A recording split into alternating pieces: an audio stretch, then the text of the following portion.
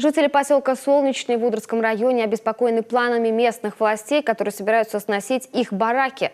Около 2 десятков домов расселили в рамках 4-го этапа программы переселения из ветхого и аварийного жилья. Вот только переезжать люди не торопятся. Нам удалось созвониться по телефону с одним из тех, кто связывает свою дальнейшую судьбу с Солнечным.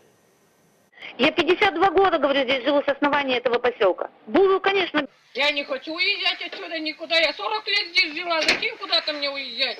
Скажите, что этот дом тоже... Ну вот куда? Вот этот дом тоже хотят снести. Вот, пожалуйста, смотрите, огороды, полностью все засажено. Наталья Парнева утверждает, что ей необходимо лишь электричество, чтобы остаться в поселке. Мол, водой и дровами люди обеспечивают себя сами. Впрочем, суть проблемы все же не в этом. Люди просят не сносить дома в Солнечном.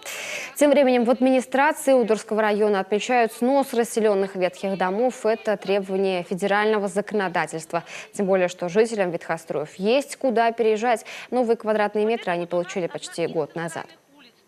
Жители, соответственно, написали заявление по переселению с поселка Солнечный в поселок Кусогорск.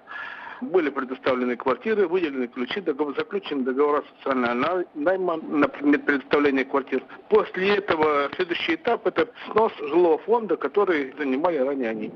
Сейчас идет процесс сноса жилого фонда. Жители, я считаю так, что не хотят освобождать по той причине, что там есть приусадебные участки, какие-то там, может быть, другие помещения, которые они занимают, и не хотят с ними расставаться. Но закон есть один для всех, мы обязаны его исполнять.